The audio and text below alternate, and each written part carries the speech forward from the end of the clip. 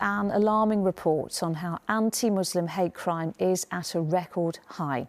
Tell Mama, an organisation which combats anti-Muslim hatred, carried out an exclusive survey with ITV News of 117 mosques across England, Scotland and Wales. It revealed 90% have been subjected to hate crimes in the past year, including malicious mail, vandalism and sometimes physical violence.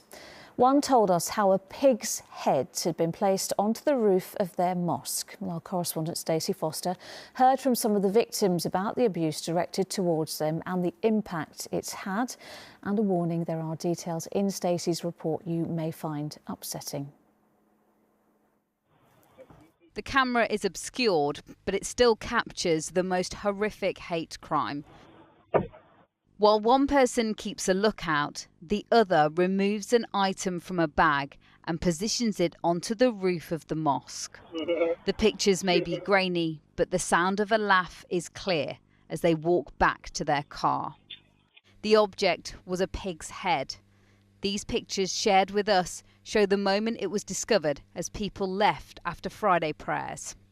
Tayab was here that night and told me several months on, it's still upsetting for the community. You know, it hurts you a lot, when you think about that way, that someone would do that much effort to target a certain community to show their hate.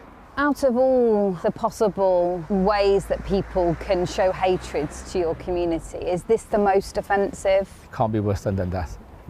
Someone going to that extent that they picked up out of all animals, pig animal, which is obviously forbidden in Islam, and they done that and they bring it here. I think that's the lowest someone can go to show their hate. An exclusive survey of more than 100 mosques by ITV News and Tell Mama shows that 90% have been subjected to hate crime in the last year, including hate mail, physical violence, and in one case, faeces was smeared on the walls. And reports of Islamophobic incidents are at an all-time high, with more than 2,600 cases reported last year, 4 times as many as in 2012.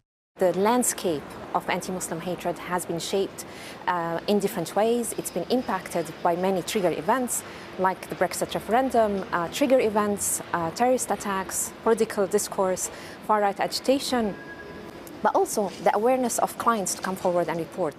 Zainab is still struggling to heal after she was almost killed when she was run over in 2017. She was hit by a car, and as she lay on the ground, the driver turned around and drove over her a second time. I'm always in fear. I'm living in fear. I'm living in paranoia.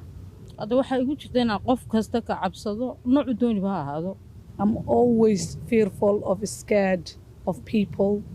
I don't know what's in their heart. I'm whoever they might be. I'm scared of that they might hate me for whatever reason. Is that why you don't want to show your face? Yes, of course. I am afraid. I'm afraid every day because of what I wear, because of somebody who did this to me that does not know me. I'll call the police. Call the police. You guys are terrorists. Many Muslims reported being abused on the street, a sad occurrence in everyday life. Sabia Kamali told us it happens so often, she set up a support group to help other women. Randomly, this man came to me, punched me right in my face and told me to go back to my country.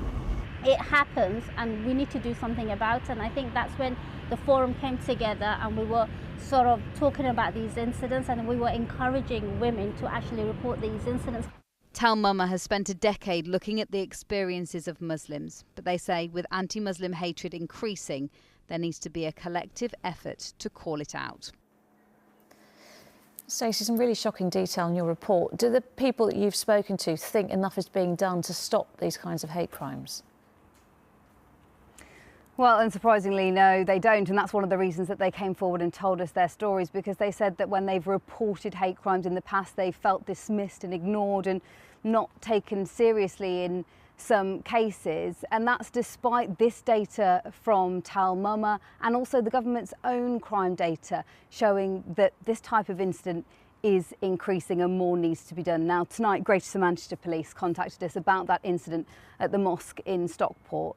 They said tonight they are still investigating that incident with sensitivity and urgency. But 7 months on from that incident, that community still have a number of questions. They are frustrated. They say who targeted them, why, and crucially, what is being done 7 months on to stop that ever happening again. All right, Stacey, thank you.